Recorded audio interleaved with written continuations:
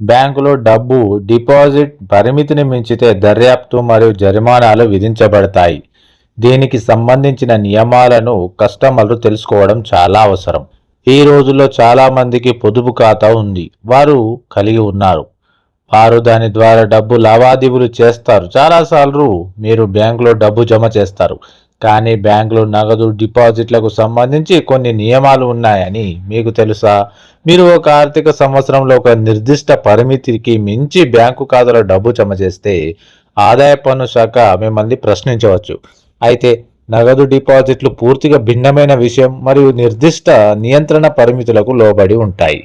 ఇక నగదు డిపాజిట్ నియమాలు. నగదు డిపాజిట్ల విషయానికి వస్తే బ్యాంకులు ప్రభుత్వం జారీ చేసిన కఠినమైన మార్గదర్శకాలను పాటిస్తాయి. మీరు ఒకే లావాదేవీలో 50,000 లేదా అంతకంటే ఎక్కువ నగదు జమ చేస్తే మీరు మీ పాన్ శాశ్వత ఖాతా సంఖ్యను అందించాలి. రోజువారీ నగదు డిపాజిట్ పరిమితి ₹1,00,000. మీరు సాధారణ నగదు డిపాజిట్ చేసేవారు కాకపోతే మీ ఖాతా చరిత్ర మరియు బ్యాంకుతో ఉన్న సంబంధం ఆధారంగా మీరు ఒక రోజులో 2.5 లక్షల వరకు డిపాజిట్ చేయడానికి అనుమతించవచ్చు. ఇక నగదు డిపాజిట్లకు వార్షిక పరిమితి ఏమిటి? ప్రస్తుత నిబంధనల ప్రకారం ఎటువంటి మినహాయింపు లేకుండా ఒక ఆర్థిక సంవత్సరంలో 10 లక్షల వరకు నగదు రూపంలో డిపాజిట్ చేయవచ్చు. కానీ మీ అన్ని ఖాతాలలోని మొత్తం నగదు డిపాజిట్లు 10 లక్షల పరిమితిని మించి ఉంటే బ్యాంకు చట్టబద్ధంగా ఆ లావాదేవీలను ఆదాయ పన్ను శాఖకు నివేదించాల్సిన బాధ్యత ఉంది. అందువల్ల తనిఖీలను నివారించడానికి మీ మొత్తం వార్షిక డిపాజిట్లను ట్రాక్ చేయడం మంచిది. ఇక మీరు పరిమితిని మించిపోతే ఏమి జరుగుతుంది?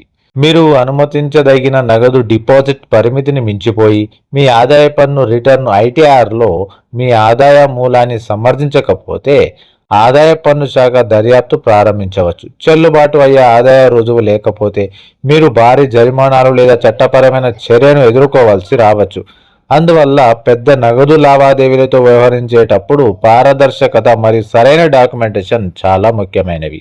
ఇక వివిధ పెట్టుబడుల రూపంలో సమర్థనీయమైతే మీ ఖాతాలో పెద్ద మొత్తంలో డబ్బు జమ చేయడం చట్ట విరుద్ధం కాకపోయినా పొదుపు ఖాతాలో పెద్ద మొత్తంలో డబ్బును ఉంచడం తరచుగా ఆర్థికంగా తెలివైనది కాదు. బదులుగా మెరుగైన రాబడిని అందించే ఫిక్స్డ్ డిపాజిట్లు, ఎఫ్డీలు, మ్యూచువల్ ఫండ్లు లేదా ఇతర పెట్టుబడులను పరిగణించండి.